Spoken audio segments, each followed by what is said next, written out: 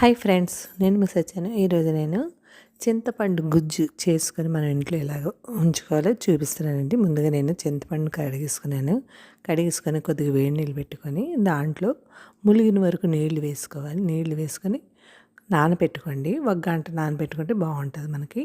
ఈ నానబెట్టుకున్న చింతపండుని ఇలా మిక్సీ జార్లో గ్రైండ్ చేసుకోండి. అందులోనే పసుపు, కొద్దిగా ఉప్పు వేసుకోండి. ఎందుకంటే పాడవకుండా ఉంటుందని పసుపు ఉప్పు వేస్తారు. అందుకని వేసుకొని మీరు అంటే మరీ ఎక్కువ వేయొద్దు ఉప్పు. అంటే మనం ఏ కూరలో వేసుకున్నప్పుడు మామూలుగా వేసుకుంటాం కాబట్టి కొద్దిగా వేసుకోండి, ఎక్కువ కాకుండానే.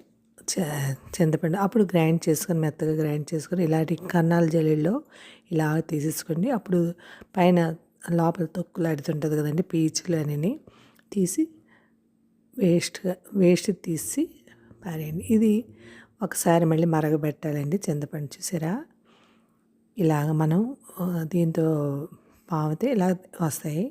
ఇప్పుడు పండగలు వస్తున్నాయి కదండి, హ్యాపీ గుబుగా చేసుకోవాలి కాబట్టి మనం ఇలాగ చింతపండులు అయ్యి గుజ్జులు ఇలా తీసుకుని ఉంచుకొని ఫ్రిడ్జ్లో పెట్టుకోండి. మనం పులిహోరలు కావాలంటే పులిహోరలు చేసుకోవచ్చు, కూరలు కావాలంటే రెడీమేడ్గా చేసుకోవచ్చు. మనం అస్తమానం చింతపండు నానబెట్టి చేయడం చాలా టైం అవుతుంటుంది కదా. ఈ స్పీడ్ యుగంలో కొద్దిగా ఇలా చేసుకొని ఫ్రిడ్జ్లో పెట్టేసుకోండి.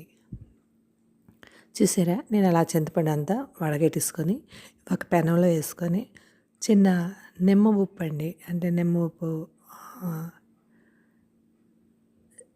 ఉప్పు ఉంటుంది కదండి, అది ఆ గింజలు ఒక 10-12 గింజలు వేసుకొని మరగబెట్టుకోండి. అందులోని మరగబెట్టుకొని చల్లారిపోవాలండి. పూర్తిగా చల్లారిపోయాక మనకి ప్లాస్టిక్ బౌల్ అయితే ప్లాస్టిక్, గాజుదైతే గాజుది. నేను గాజులో స్టోర్ చేసుకొని ఇది ఫ్రిడ్జ్లో పెట్టేసుకోండి. పైన ఉంచకూడదు, ఫ్రిడ్జ్లో పెట్టుకుంటే మనకి ఎన్నాళ్ళైనా బాగుంటుందండి. నెల వరకు మనం వాడుకోవచ్చు.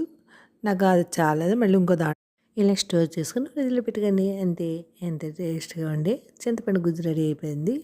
ప్రతి కూరలోకి రెడీమేడ్గా చేసుకుని ఉంచుకోవచ్చండి మనం. అంతేనండి. Thank you. సబ్స్క్రైబ్ చేయండి, లైక్ కొట్టండి, కామెంట్ పెట్టండి. బాయ్.